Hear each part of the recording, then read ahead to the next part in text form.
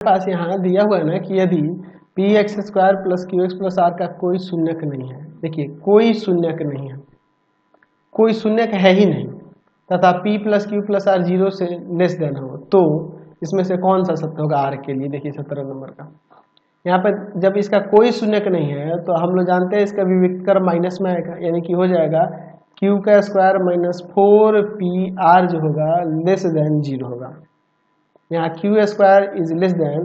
4pr कर सकते हैं, या फिर हम लोग r की बात करें तो r जो होगा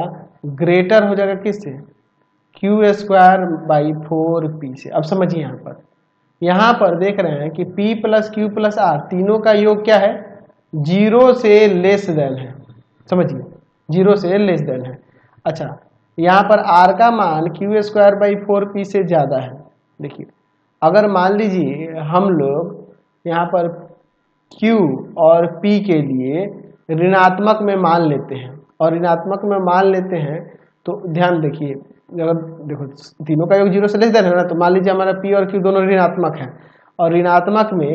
अगर हम लोग इसका मान लेते हैं तो हमें r का मान, जैसे अगर मान लीजिए मैं यहाँ पे p की जगह पे मान लो माइनस का 5 ले लेता हूँ और q की जगह पे मान लो माइनस का 6 ले लेता हूँ, ऐसा कुछ रखता हूँ, तो यहाँ पे देखिए r का मान क्या होगा, ग्रेटर होगा। यहाँ लिख सकते हैं माइनस 6 का स्क्वायर बाई में 4 इंटू में माइनस 5, यानी r का मान जो होगा ग्रेटर होगा